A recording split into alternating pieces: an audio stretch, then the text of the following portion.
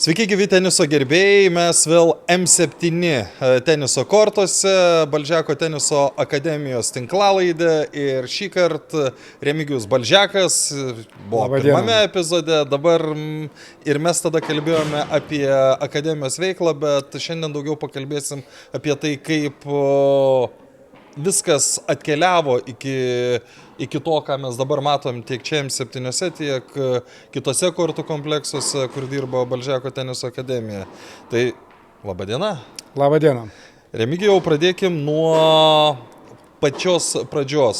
Sovietiniai metai, aš įsivaizduoju, nežinau, tik įsivaizduoju, kad tenisas Lietuvoje tikrai neturėjo nei kažkokių didelių tradicijų, nei kažko, bet jūs kažkur Elektrėnuose, kur yra tik viena sporto šaka, ledo ritulys, pradedat tenisą. Kaip tas prasidėjo?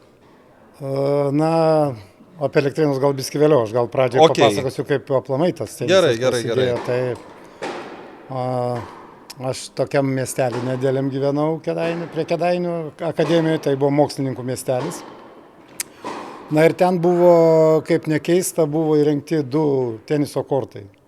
Ten atvažiuodavo iš užsienio daug delegacijų, ten su žemės ūkiu surištas. Ir mano tėtis buvo mokslininkas, tai vat tą miestelį mes gyvenom ir ten prasidėjo mano kaip pažintis su šito didžioju tenisu. Tai buvo labai senai. Entuziastas buvo? Ten buvo entuziastas, ten buvo daug entuziastų, bet irgi iš mokslininkų tarpo, kurie mėgdavo žaisti, kurie jau buvo užsienį buvę ir pamatė, kas tas tenisas ir patys pradėjo. Nu, tai artimam užsienį, tai buvo Lenkija, tai buvo demokratinė Vokietija, tai jie ten keisdavosi patirtimi. O čia maždaug kurie metai? Čia buvo gal kokie 70 kažkelinti metai. Tai... Kas tuo metu pasaulį dominavo? Na, tai buvo tuo metu ir Borgas, ir Gerulaitis, ir Konorsas, ta karta. Jo. Mes, aišku, tos informacijos labai daug negaudavom, bet aš kažkaip intensyviai ją sekdavau, kiek įmanoma buvo iš užsienio spaudos, iš radio, kurią klausydavom Amerikos balsą, tai ten sužinodavom tų žinių. Tai taip pat gaudavau nemažai tos literatūros iš Amerikos, nes mano giminių ten nemažai gyvena. Tai va taip ta pažintis ir prasidėjo su to tenisu. Na, ten buvo įdomu tai, kad tie 2 kortai tikrai buvo tokio ne aukščiausio lygio, bet Lietuvos rinktinės nariai atvažiuodavo, Lietuvos rinktinės stovyklas darydavo. Tai tuo metu Lietuvos teniso korifėjai, Remeikis, Mažeika, kiti sportininkai atvažiuodavo. Tai, atsiprašau, tai tikrai buvo į ką ir pasižiūrėti, ir iš ko pasimokyti ir į ką lygiuotis ateityje. Tai man jie, pavyzdžiui, padarė įspūdį labai didelį ir aš manau, kad mano ta pažintis ir tolimesnis kelias būtent nuo to ir prasidėjo, kadangi man labai patiko ir Mažeika, ir Remeikio žaidimas ypatingai. Tai aš tiesiog bandydavau mėgdžioti kažką, tai nelabai kas išeidavo, bet po truputį keitėsi viskas ir kada baigiau mokslus, jau tikrai žinojau, kad aš dirbsiu teniso trenerių kažkur, tai dar nežinojau. Ne žaidėjų, bet trenerių. Aš žaidžiau ten ir Lietuvos čempionu esu tapęs miksuose ar dvejetuose, ten neprisimenu su visais žaidėjais. Tekę yra žaisti su geriausiais Lietuvos. Aš jų neapžaisdavau, bet kažkur tai lengvai nelaimėdavo prieš mane irgi. Tai baigus mokslus. Bet čia negali būti, kad čia iškart buvo užprogramuota, kad noriu būti ne tenisininkas, o teniso treneris.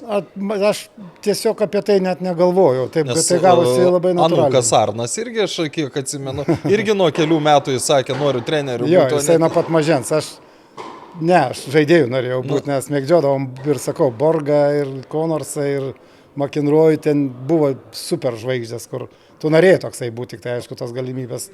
Tu vaikas būdamas to nesuprasdavai, kad tai yra neįmanoma.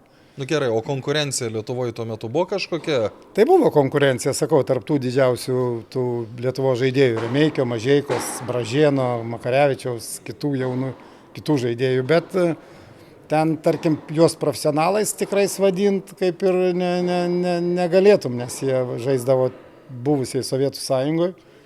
Tai tarp tų pačių jie gaila neturėjo galimybės daug rungtis pasaulinio rango turnyruose. Tai manau tiek Mažeika, tiek Remeikis tikrai būtų pasiekę netokias aukštumas. Jie tikrai talentingi buvo žmonės. Nu ir kada jau tapo aišku, kad, ar neaišku, bet paties pasirinkimas, kad nėra ten jau paties aukščiausio rezultato, einu treniruoti.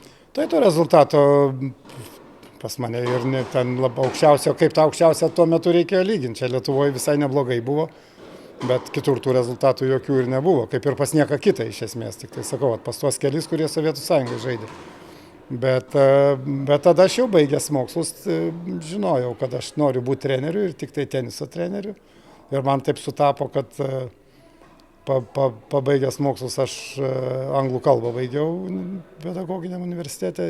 Kas tuo metu neįprasta buvo. Tuo metu neįprasta buvo. Ir kažkaip man teko pažinojau Viktorą Ivancovą, ten su juo treniruodavau, žaisdavau ir jisai mane pasiūlė pabandyti trenerių dirbti. Ir aš to laukiau tiesiog įsižiojęs kiekvieną dieną, kol tai įvyks. Tai čia jau Elektrėnų etapas? Čia Elektrėnų etapas. Ir vieną kartą iš Vilniaus važiavom kartu su amžinatilsį Čeledinu Romu, kuris sako, su jo mašina važiavom, jisai buvo elektrinės direktoriaus pavaduotojas, sako, ar nenorėtum pabandyti, sako, pas mus Elektrėnuose trenerių padirbėti. Aš sakau, tik akis man iš progos, sakau, būtinai norėčiau. Tai va taip ir prasidėjo čia jo dėka ir iš Viktoro labai daug pamokų gavau ir irgi gaila, kad išėjęs jau žmogus, bet tikrai aukšto lygio treneris buvo, geras labai žmogus ir taip ir prasidėjo mano karjera. Ir Elektrėnuose kelis metus, man atrodo, padirbau dabar. Pradžia nebuvo lengva? Ne, nebuvo lengva, bet ir nebuvo sunki. Man tas tenisas toks ir aš jį jaučiau nuo pat viso laiko, kada ir žaidžiau ir kada pradėjau dirbti ir jaučiau, kad tai yra mano tiek hobis, tiek darbas gali būti, tiek visas gyvenimas. Tai taip ir tapo. Nu tai pati pradžia Elektrėnuose. Kas, vaikai ateidavo treniruotis? Jo, su vaikučiais aš kažkaip sumėgėjęs. Tai vat, aš vėl grįšiu prie to, kad Elektrėnuose visigi tik ledo ritulį iš esmės žaidžia. Ar tuomet kitai buvo? Taip, Elektrėnuose ledo ritulys buvo pagrindinė sporto šaka, bet vaikų nemažai ateidavo ir tų vaikų ateidavo, kurie po to iš teniso grįžo atgal į ledo ritulį ir toliau žaidė, bet tikrai buvo neblogų. Ir Romas Karpavičius toks saugo Elektrėnuose, tikrai geras žaidėjas buvo.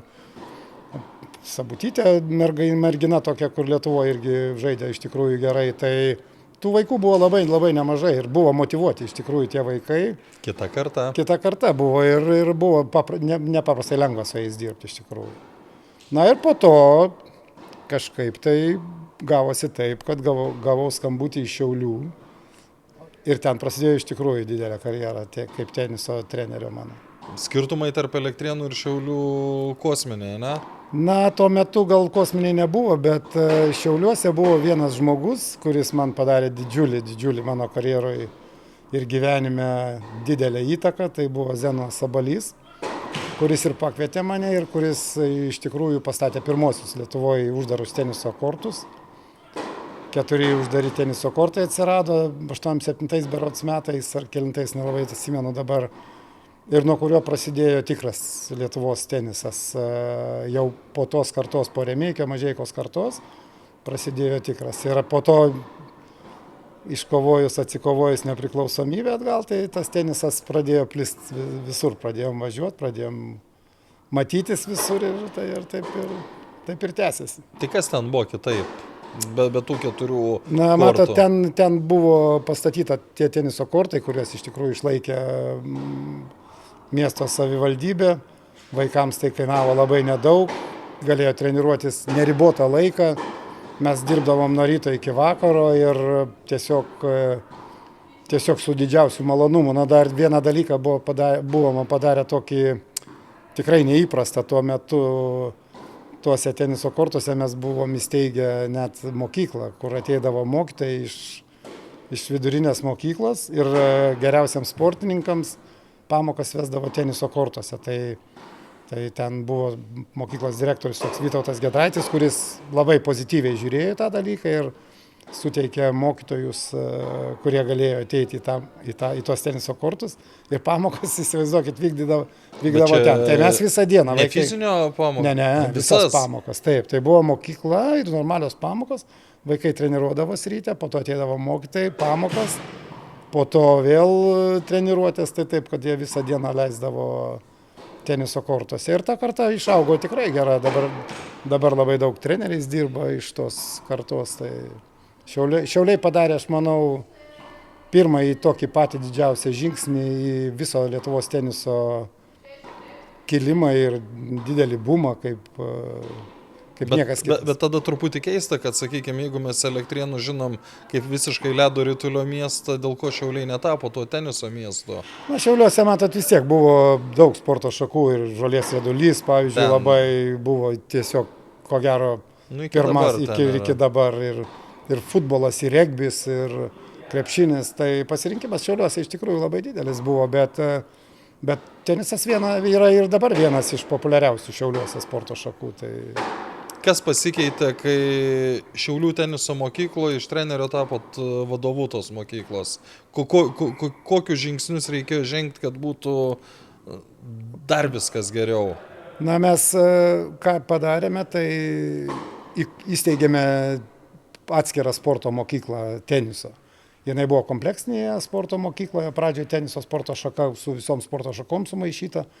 Ir po to mes, tapus direktoriumis, įsteigėme tą grinai atskirą sporto šaką teniso mokyklą, kur gaudavom atskirą finansavimą nuo visų kitų sporto šakų. Ir tai buvo žymiai lengviau vystytis, ne bendram katilė, bet atskirai. Tai čia ir Zeno Sabalio pagalba ir Kęstučio Petraičio tuo metu sporto vadovo iniciatyva, kurie labai pozityviai tą žiūrėjo. Na, o mano karjera nesibaigė kaip trenerio būnant vadovų mokyklos, tai aš visą laiką būdamas ir to direktorium, tai dirbau ir treneriu tuo pačiu, bet galiu pasakyti nuoširdžiai, kad tai tie 13 metų, kai dirbau vadovu, tai buvo patys neįdomiausi šiaip. Dėl ko? Su to portfeliu, kur reikėdavo vaikščiotų pinigų biurokratijos daug labai. Vien biurokratija, tai paskiau, kai priėmiau pavaduotojų Grušas, Ramūnas pas mane dirbo, tai jis jau mane pakeitė su tais biurokratiniais dalykais. Man tai buvo svetima ir sakau, tie metai man buvo. Bet kaip pagalvojus, nemažai metų. Nu, 13 metų, bet sakau, aš trenerio darbo nebuvau pleidęs visiškai. Tai Kada atsirado, kiek laiko prireikė, kad atsirastų talentingi vaikai, kurie kažko galėtų siekti Šiauliuose? Nu, Šiauliuose buvo visą laiką talentingų vaikų ir Naujokaitė Odeta puikiai rezultatus rodė, ir Paulius Jurkėnas, ir Tomas Eliukas, ir mano sūnus Aivaras Balžekas, amžinatelis. Tai tikrai buvo labai daug gerų tų sportininkų ir jie buvo visi motyvuoti, labai norėjo žaisti. Sąlygos buvo išskirtinai geros, aišku, Lietuvoje tokių sąlygų niekas neturėjo. Buvom ir trenerių kolektyvą labai gerą surinkę ir darbas tiesiog Šiauliuose virė nuo ryto iki vakaro teniso kortas. Aname epizode Akvilė Paražanskaitė pasakojo, kaip iš Vilniaus važinėdavo į Šiaulius treniruotis. Tai dar anksčiau buvo ir Ričardo Berankio laikas. Iš visos Lietuvos surinkdavo tos talentingiausius vaikus, ar kaip viskas būdavo? Ne, iš Lietuvos, taip sakyti, kad ten surinkdavom visus vaikus negalima taip sakyti, nes tai nebuvo Nacionalinė teniso akademija. Tai buvo Šiaulių teniso mokykla ir ten atvažiuodavo, treniruotis atvažiuodavo, priimdavom visus, kurie nori. Nebūdavo, kad ten leisiu, neleisiu, kaip dabar dažnai daug kur vyksta. Bet kaip dabar turbūt susimoki pinigėlį ir visą. Bet ir tai ten, čia atskira tema, kuri nėra įdomi. Tai, o ten atvažiuodavo, taip, ir Berankis atsirado. Dabar sunku pasakyti, kuriais metais, jam buvo 9 metai. Tai čia 99 turbūt. Panašiai apie 99 metus kažkur tai. Tai ir jisai, ir po to ir Akvilė atvažiuodavo. Ir ten prasidėjo iš tikrųjų tikras darbas Berankio. Tai čia Vilniuje jau jis kaip ir į pabaigą savo karjerą 9 metų būtų baigęs, o ten jam suteikėm sąlygas tokias, kur neturėjo jisai čia ir labai stipriai užsiėmėm ir gavosi tas, kas gavosi, aišku. Nes, čia vėl aš vėl grįšiu prie pinigų, bet juk dėl tų pinigų ir būtų turbūt ir ėjo į pabaigą tą karjerą, ar ne, būnant 9 metų. Jo, greičiausiai dėl to, nes tėvai tikrai neturėjo tuo metu pinigų mokėti čia Vilniui tiek, kiek reikia ir už aikštės ir trenerio paslaugoms. O ten mes neėmėm nei pinigų, nei nieko, nei tėvam reikėjo investuoti, nei cento, nei nieko. Bet aš, pavyzdžiui, daug kartų esu galvojęs, jūsų su Ričardu pradžią ir tą atsivežimą namo. čia turėjo kažkas nušvist galvoj, ar nebuvo ten, sakykime, dar prieš kokius metus ar 2 iki to momento, kad bus talentingas vaikas, aš čia atsivešiu, aš čia auginsiu kaip savo vaiką ir čia mes sieksim rezultato.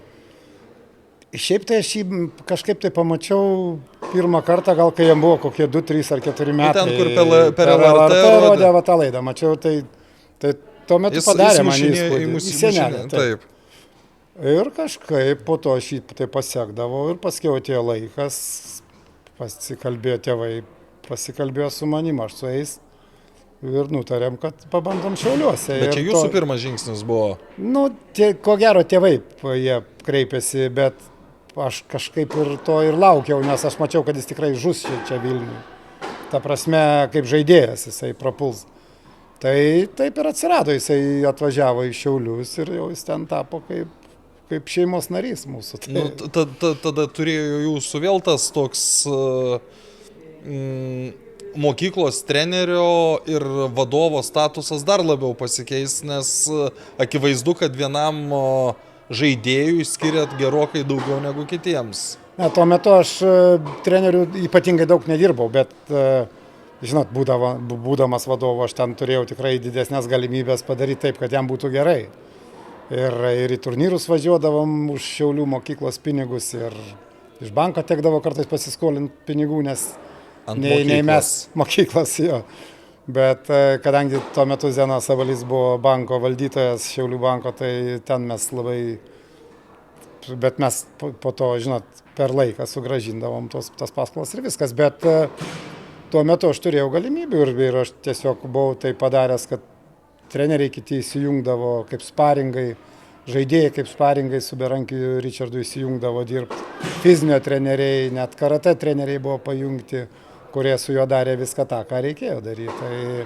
Tai tos galimybės mano kaip vadovo ir buvo daug platesnės, negu kad būčiau, jeigu vien treneris, o vadovas būtų buvęs kitas. Bet aš vėl grįžtu prie treniravimo. Pasikeitė pats pobūdis, jau vien tik Berankis buvo treniruojamas ar buvo dar... Iš esmės buvo tik tai jisai. Jau tuo metu aš dėmesio praktiškai beveik niekam nebeskyriau. Nes galvojot, kad gali... Jo, aš negalvojau, aš mačiau, kad iš tikrųjų iš jo gali gautis, nes jis, žinai, ten pavadinti super talentingų jo gal ir negali, bet 9-10 metų vaiko, kad būtų taip atsidavęs ir taip supratingai žinotų, ko jisai nori, tai nebuvo tekę man dar sutikti beveik iki šiol. Ar po to teko sutikti? Nelabai. Bet jau jisai nuo 9-10 metų vaikas žinojo, ko jisai norės būti ir kaip sunku bus tom tapti, jisai suprato.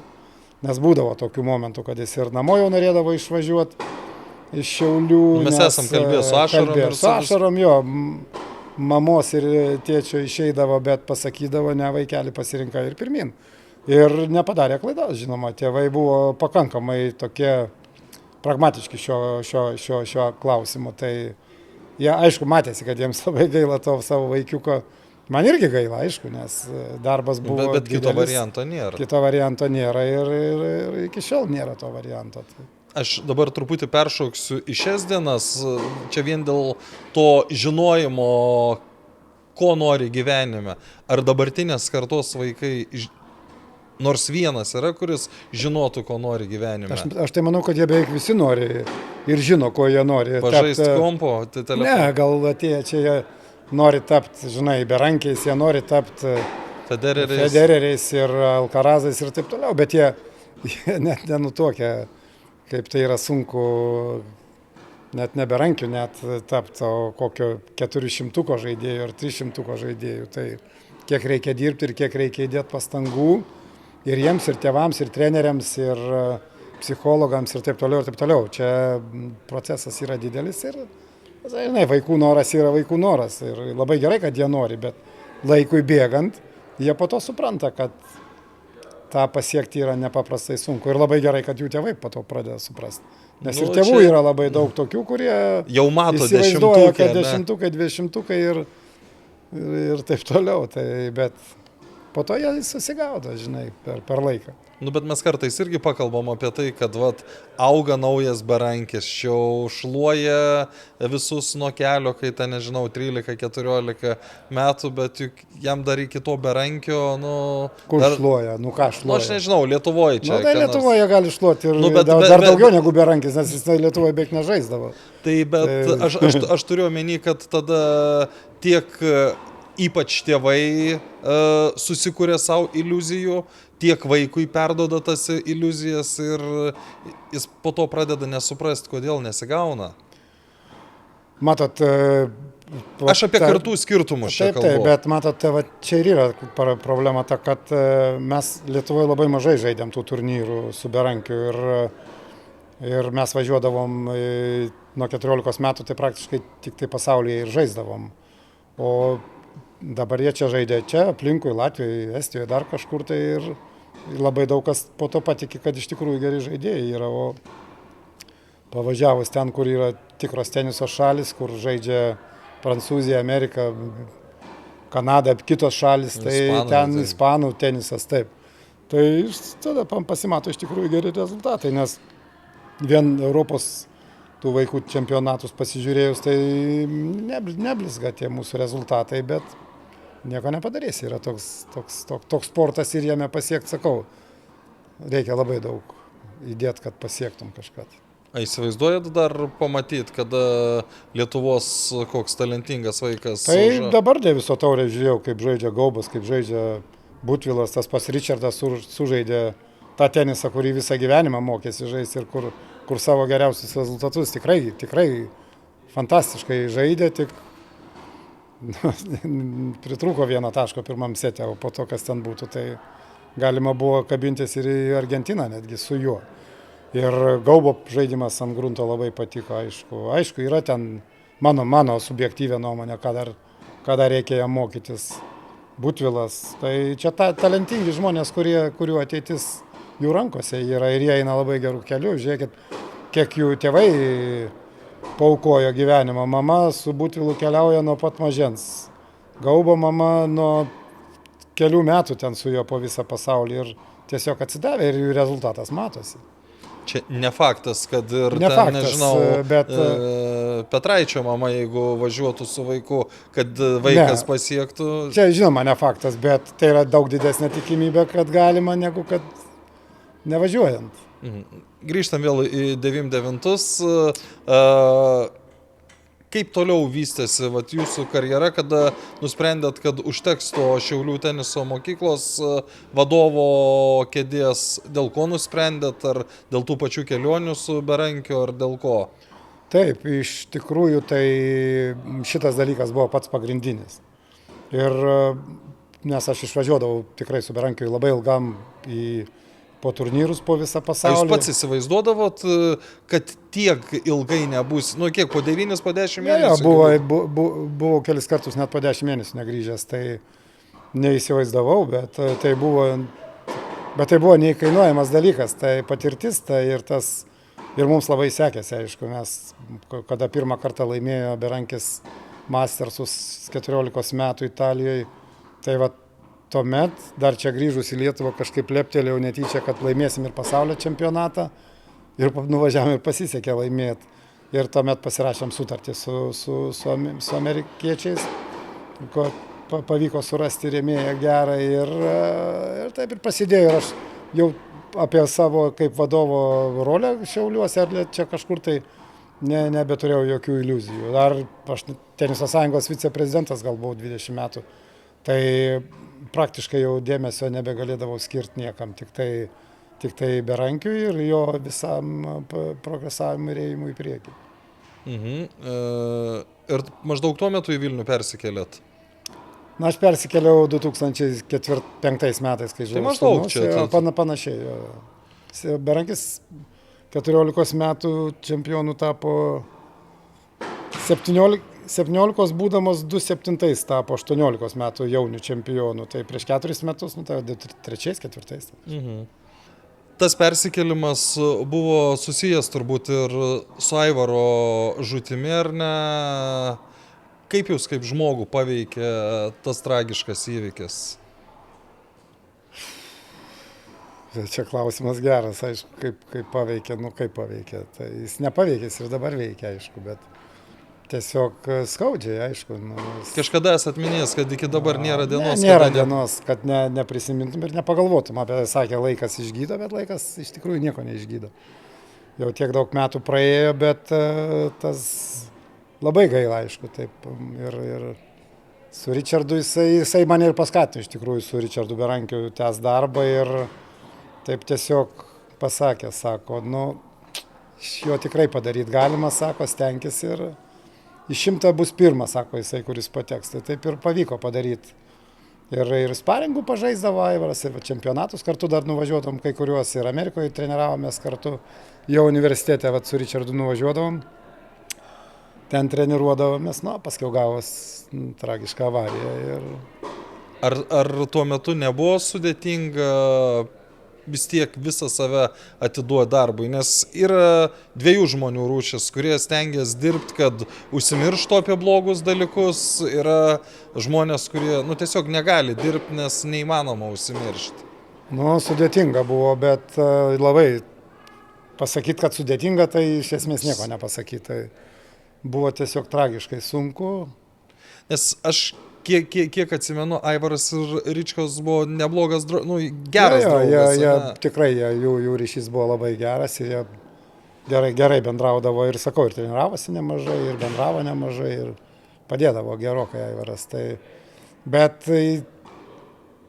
tas darbas mane šiek tiek ir taip pastatė į vietą vėl. Tai tiesiog nedaviau savo visiškai laiko, ta prasme, per daug liūdėti. Aš liūdėjau kiekvieną dieną, bet darbas mane tiesiog, aišku, buvo ir piktas tuo metu, ir stresuotas, ir visoks, bet po truputį tas praėjo ir aš manau, kad darbas mane išgelbėjo. Tai tie išvažiavimai 10 mėnesių irgi padėdavo atitolti? Ar tas pats persikėlimas į Vilnių, kas čia nebuvo toks savotiškas bėgimas nuo savęs? Ne, nebuvo jokio bėgimo, bet nuo savęs, bet jau nebenorėjo likti ten toj vietoj kažkur, tai todėl ieškojom jau naujų galimybių ir persikėlėm. O tas išvažiavimas į tuos turus ilgalaikius, tai sudėtingas dalykas šiaip yra, bet jisai iš tikrųjų irgi buvo labai įdomus, nes turnyras po turnyro, treniruočių ciklai, su geriausiais pasaulio žaidėjais, geruose labai akademijose ir geruose klubuose, tai tas dalykas labai padėjo ir tas buvo labai įdomu, nes tiesiog sekė vienas po kito toks įdomus įvykiai. Tai pasaulio čempionatas, po to perėjimas iš jaunių į suaugusių tarpe, siekimas tam tikro rezultato ir pradinio to rezultato, po to kontraktų pasirašymai su įvairiom kompanijom. Tai tas buvo gyvenimas labai įdomus iš tikrųjų. Bet... Jo, būdavo tai stovyklėlė su Federeriu, tai su Nadaliu. Kaip įvyksta dar tuomet jauno žaidėjo kontaktai su tuo metu pačiu elitu? Čia pirma stovykla, atsimenu, Wimbledone, Berankis gerai sužaidė turnyrę. Dar jaunius ar jau suaugus? Ne, jau suaugus. Ir tuomet priėjo Federerio agentas, prie mūsų agento ir po to atėjo jie pas mus ir sako, gal norėtumėt Liepą, sako, kokie jūsų planai Liepos mėnesių. Sako, mes ten turim važiuoti žaisti, ten turnyrą ir taip toliau. O ką agentas beje daro?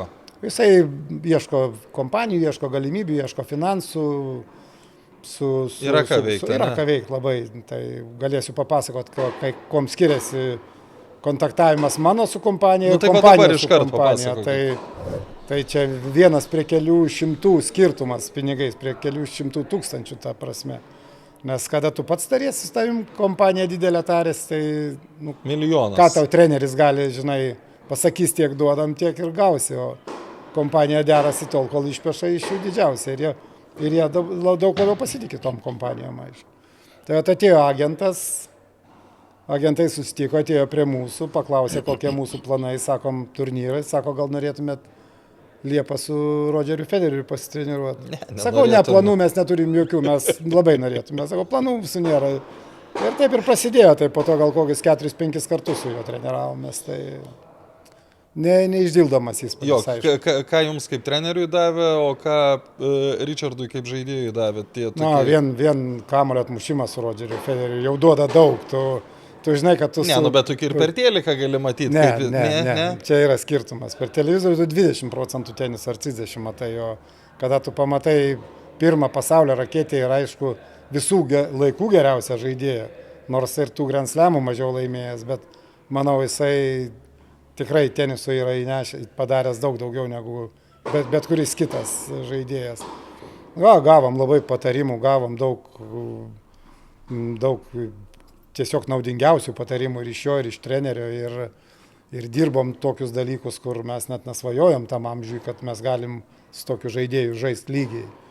Bet, agentas, aš dar biškį atgal, agentas prieina, bet ar pats, pavyzdžiui, Federeris ar jo treneris žinojo, kas jūs tokie esate? Tai jisai pats ir pasakė, kad su mumis susisiektų, nes jisai labai jaunų žaidėjų stebėdavo ir iki pat karjeros pabaigos, jisai pasirinkdavo jaunų žaidėjų, su kuriuos tiesiog patemdavo, pasikviesdavo, jau ir po mūsų su Berankiu jis pasikviesdavo kitus žaidėjus. Tai jisai, tokiu būdu jis padėdavo žaidėjams ir pasitikėjimai gauti, ir naudos labai daug gauti, ir patarimais, O ką jis gaudavo, pavyzdžiui, iš tokio kaip jauno Berankio? Jisai atlikdavo savo darbą tą, ką jisai norėjo. Jam jau ten kažko, tai pridėti kažkokių smūgių ar jėgos jam nebereikėjo. Jisai savo darbus atlikdavo, kas yra užplanuota ir ką jisai su treneriu planavo. Mes kaip sparingai ir mes, kaip būdami kaip sparingai jam, mes gaudavom daug daugiau negu kad su kažkuo kitu treniruotis. Bet Nadalis irgi buvo, ne? Ar aš paėmiau? Su Nadaliu stovyklų tokių neturėjom, tik tai per turnyrus pasitreniruodavom. Okay. Tuo metu maždaug buvot paskirtas ir Lietuvos rinktinės kapitonu. Lengvai priėmėt šitą pasiūlymą ir ką davė šis karjeros etapas? Deiviso komandos kapitonas aš gal kokius 4 kartus buvau. Tai pats pirmas, man atrodo, pradėjau 94 metais. Aš jau šitą praleidau. Jo, 94 metais. Tai buvo pats įdomiausias Deivisas. Apie visus tada pakalbam. Tai mes iš vis net nežinom, kas yra tas Deiviso ta taurė. Tai nuvažiavom Slovakijai, berods vyko pirmas mūsų išstojimas ir mes užėmėm 2 vietą. Slovakams pralošėm. Čia 94 metais. 94. Parvežėm didelę taurę. Muraškos laikas. Muraška, Mažonas, Karpavičius, ten Ivancovo vaikas dar žaidė. Tai labai buvo tiesiog neįkainuojamas įdomumas buvo tuo metu. Na ir tada daug kartų aš ten to Deiviso komandos kapitonu buvau, bet įdomiausias laikotarpis jau aišku buvo dabartinis jau, kai su Richardu pradėjom. 2007 metais pradėjo, bet aš tada atsimenu, nebuvau to kapitonu, bet po to keletą metų buvau su Richardu komandoj.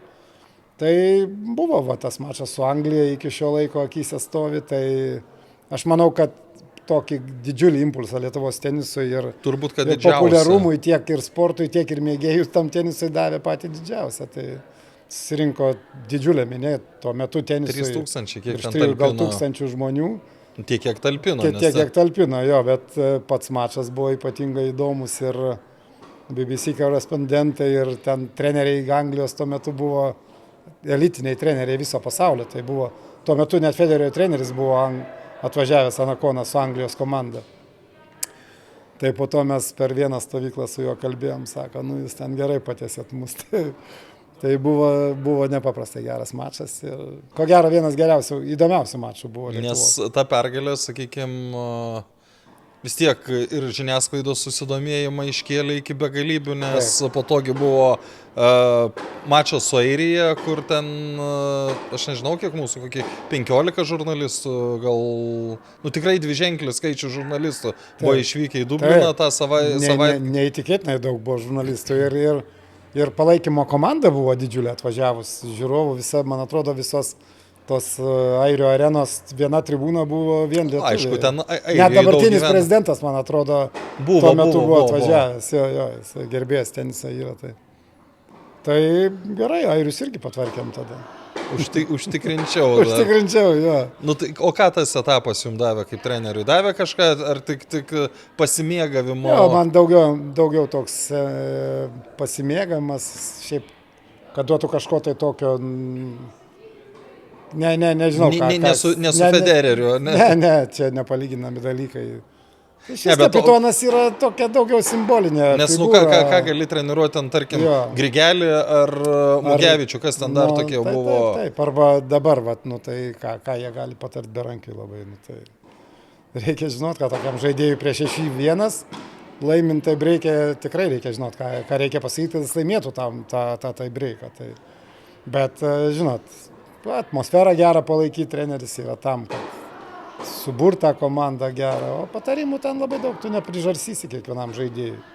Jie turi savo trenerius, turi savo žaidimą, tu matai jas vieną savaitę prieš turnyrą, tai, sakau, tu tik tai gali formą tą palaikyti ir nuteikti gerai. Jo, čiagi ne komandinis sportas, kur, sakykime, kas, kad krepšininkai turi savo trenerius klubuose, bet kai ateina į rinktinę, jūs irgi reikia sulipdyti. Nepasakysi žaidėjai, eik pakovo gerai, žinai, padirb ten, bet...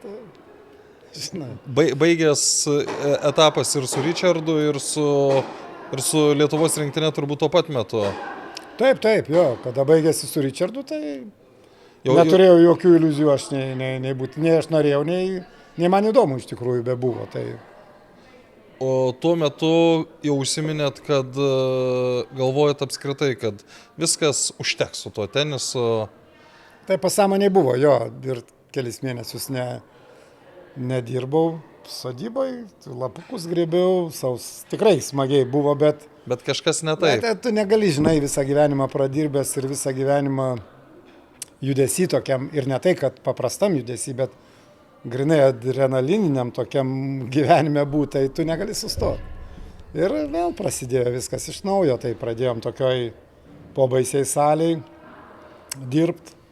Ar jūs įsivaizdavot, kad tai, ką Arūnas pradėjo, kad užaugs iki to, kas dabar yra? Taip, nuoširdžiai. Taip, tai aišku buvo toks tikslas, kad mes kažką tai turim daryti, turim kurti ir ką sukūrėm, tą sukūrėm. Tai Arūnas didelis iniciatorius buvo, jisai jaunas, energingas, aš kiek galiu padėjau ir padedu ir padėsiu, aišku.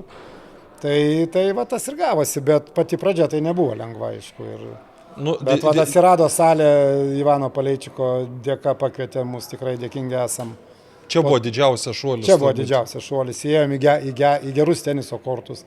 Tuomet atsirado M7 su Maksimu Dalženka, kuris pakvietė mus irgi dirbti. Tai irgi tiesiog, smagiai viskas, ne tai, kad smagiai, bet taip kažkaip dėsningai viskas ėjo. Ir dabar turim tą, ką turim. Ir Klaipėdoje dabar atsidarom naujus savo teniso kortus jau ir... Kalnėnuose yra numatyta. Jūsų kaip trenerio dabartinis etapas, siekis nebe toks yra, koks buvo jis nebe toks. Visais kitais karjeros etapais. Jo, dabar aš daugiau tiesiog stebiu darbą, padedu treneriams ir keletui vaikų tiesiog bandau padėti. Ir iš tikrųjų kiekvieną dieną aš būnu ir teniso kortuose ir kažką tai darau, bet taip, kad aš tiek atsiduočiau, tarkim, tokiam profesionaliam sportui, kaip su Richardu Berankiu atsidaviau, arba iki jo su kitais, tai pas mane dabar to nėra. Bet mano darbas dabar yra kitoks iš tikrųjų, padėti treneriams, kad jie galėtų eiti į priekį, kad jie galėtų kažką tai ieškoti ir tenisą kelti į viršų. Teikia malonumą, kai mato augantį trenerį?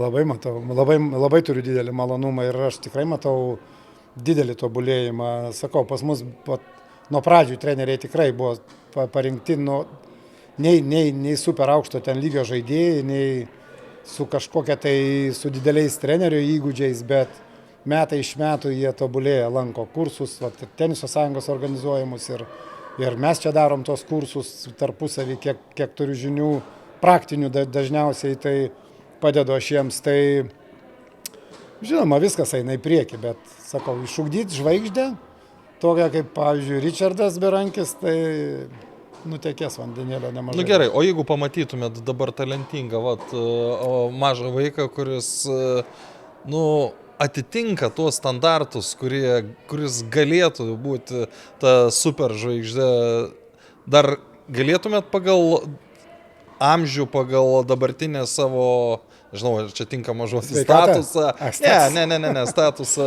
Vėl skirti tiek jėgų, tiek kelionių, tiek visko. Tikrai negalėčiau. Jau ne.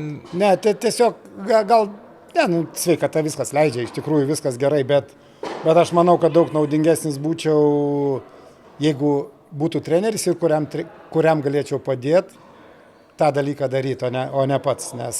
Čia nėra tokia, kad oi, koks aš čia Remigijus Balžekas žvaigždė ir čia negaliu asistentų būti. Kokia čia žvaigždė, čia jokių žvaigždžių, bet sakau, mano darbas daug būtų prasmingesnis ir yra prasmingesnis, kada aš padedu treneriams ugdyti. Ir naujas žvaigždės galbūt kažkada tai ateityje. O su žaidėjų taip jau keliauti. Aš turėjau daug pasiūlymų iš tikrųjų po berankio, bet jau nebenorėjau to paties. Vienu metu kažkaip būdavo nemažai kalbų, kad čia jaunas ateities berankis, čia jauna mergaitė, kuri gali pasiekti, bet aš kažkaip pastebiu, kad pastaruoju metu tokius žodžius renkat žymiai atsargiau. Na, žinot, kai jaunesnis, tai ir pakalbi daugiau, bet yra tų vaikų tikrai talentingų ir gabių, bet, sakau, tas procesas jis nėra trumpas. Jis yra ganėtinai ilgas, labai labai sunkus ir ganėtinai nuobodus. Ir nežinai, kuom tu baigsi viską, bet tokių, tarkim, taip atsidavusių žmonių, kaip berankis buvo...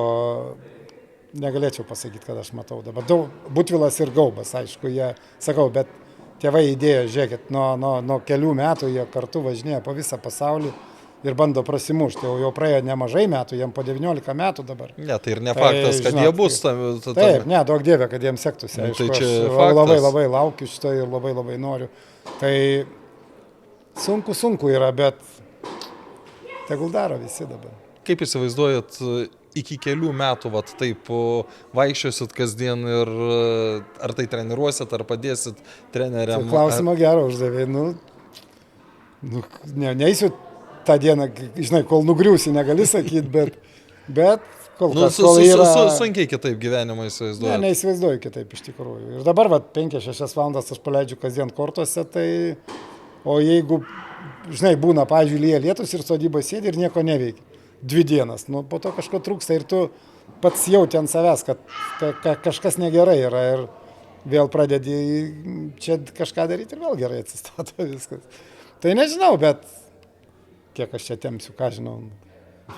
Bet kol tempiu. 25 metus. 25 tai kaip minimum, aišku. Tai su ta pozityvia gaida turbūt ir užbaigsim 3. Balžeko teniso akademijos tinklalaidės epizodą. Ačiū. Jo, ačiū Jums.